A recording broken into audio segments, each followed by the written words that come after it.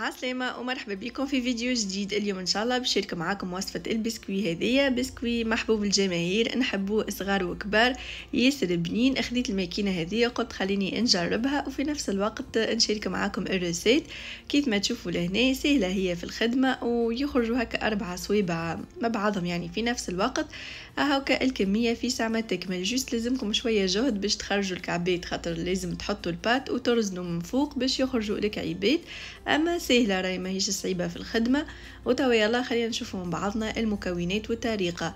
هذوما لهنا المكونات متاعنا باش نبداو توا. اول شيء لهنا باش نستحقوا 300 غرام متاع سكر حبيبات، عليهم 300 مليلتر متاع زيت نباتي. وانا باش نعملوا البسكوي اليوم بالبوفريوه، وراو تنجموا تستغنيوا عليها، ديجا عملت شويه بالبوفريوه وشويه بليش للصغار خاطر ما يحبوش البوفريوه. اخذت لهنا 100 غرام نوازيت عرجتها، وبعدين رحيتها للي وليتها كيكابات، وخذيت زيادة 50 غرام اخرين عرجتهم زيادة ورحيتهم، اما هكيكا بودر مش بات. وباش نستحقوا 4 كعبات عظم وباكو كريم باتيسير، وباش نحط 2 ساشيات سكر فانيي، تنجموا تحطوا حتى 3. وبالنسبه للخميره اللي عندي فيها 13 غرام، باش نحط باكو ونص كاهو. اذا كان عندكم باكويت نتاع 10 غرامات حطوا 2 باكويت.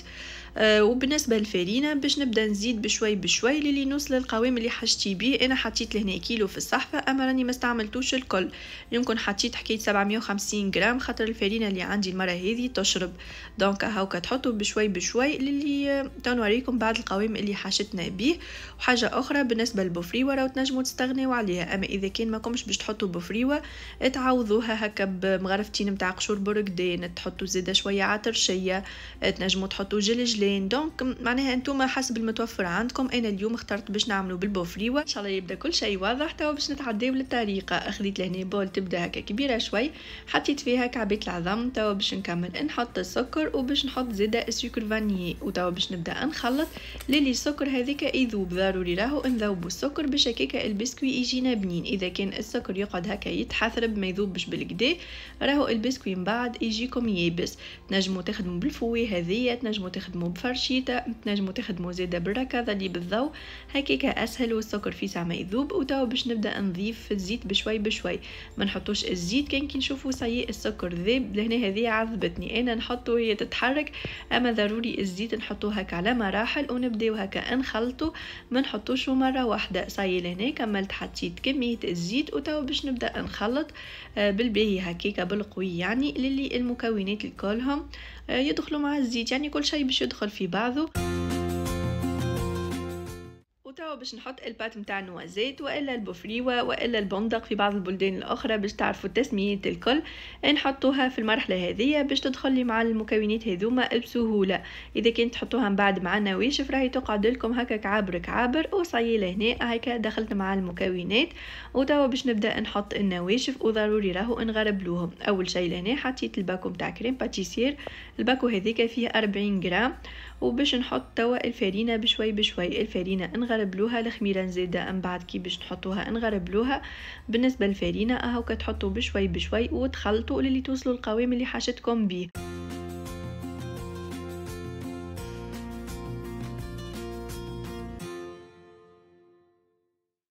حطيت لهنا الكميه الاولى نتاع الفارينه، بديت هكا نخلط بالفوي. المره الاولى باش تنجموا تخلطوها بالفوي عادي على خاطر الميلونج مازال سايل. من بعد كي تزيدوا كميه اخرى نتاع فارينه باش الميلونج باش يولي يابس هكا توليو تلموا بيديكم، وراهي ما تتعجنش العجينه معناها نتاع البسكوي، ما تتعجنش تتلم لمين. اذا تعجنوها البسكوي ما يجيكمش ناجح، راهو تلموا لمين بطرف صوابعكم. وفي المرحله هذه باش نحط الخميره زياده غربلتها، حطيت باكو ونص ما يعادل 20 غرام. وباش نكمل هنا نحط زياده النوازيت هذيك بوفريوه مرحيه، ونلم هكيكا نواصل معناها نلم ونحط في الفارينه للي الميلونج نتاعي يتلم الكل. لهنا ريتو كيفاش ولا الميلونج عاقد. باش نحي الفوي، انا المره الاولى باش نلم بسباتول ومن بعد نكمل نلم بيدي، وانتم لموا باللي تحبوا. المهم في الاخر تحصلوا على بات ما تبداش يابسه برشا ومش زاده محلوله برشا. تو نوريه لكم من بعد كيفاش.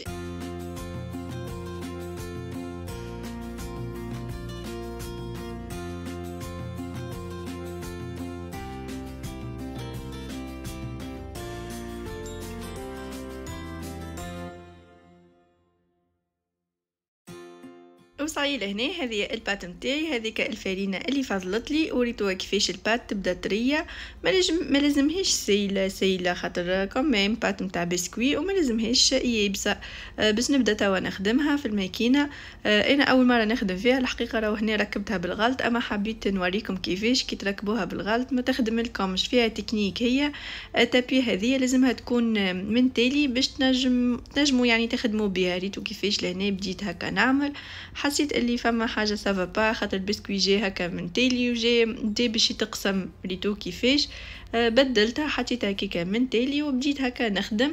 اذا كان باش تخدموا بالماكينه هذه كيفي انا اعملوا حتى البات اطرى مني هكا شويه باش هكا تخرج لكم بسهوله. هي سهله راهي مش صعيبه، اما من بعد كي عملت الصغار بسكوي من غير فيكي عملت البات اطرى لحظه كملت ورطل. وحتى هذا الحق في ساعه خاطر ديجا ريتو ما شاء الله يخرجوا 4 سوابع هاكم صافين يشرهوا. انا لهنا باش نبدا نقص. المره الاولى عملتهم طويل برشا، جاوني هكا طويل برشا خاطر انا نحب البسكوي الطويل. مي كي حطيتهم حسيتهم ياسر طويل، من بعد نقصت فيهم جاوني ياسر قصار. الحق ما عجبونيش، انا نحب بسكوي هكا طويل وانتم اعملوا الطول اللي تحبوا عليه، الطول اللي يساعدكم.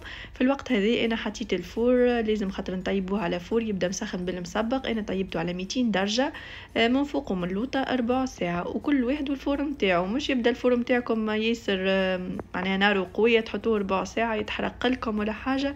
هاكا انتم والفور نتاعكم وديما عسوا عليهم. المهم راهو البسكوي ما يحبش نار واطيه، اذا كنت طيبوه على نار واطيه راهو يتحللكم ويتشقق وما يجيكمش باهي. ردوا بالكم. بديت هكاك نصفف فيهم، خليت هكا شويه فراغ خاطر هو فيه الخميره باش يتنفخ شويه كمان. وكي تبدا زيد البات طريه راهو يتحل شويه، مش كي تبدا كيما تبدا البات يعني يابسه يقعد في نفس الفورمه. هذه العجينة اللي من غير فيكيا اللي عملتها للصغار، عملتها أطرى شوية، يمكن نقصت حكاية 50 جرام فارينة. وباش نكمل زيادة نخدمها هكاكا بنفس الطريقة. وهذا الفيديو متاع اليوم. توا مازال باش نوريكم البسكوي في صحن التقديم.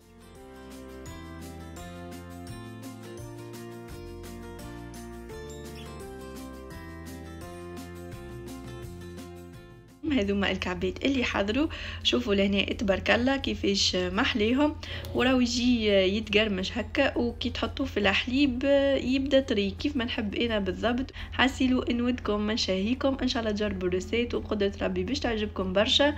قد ما نقولكم بنين وشويه. يلا توا نقولكم بسلامه.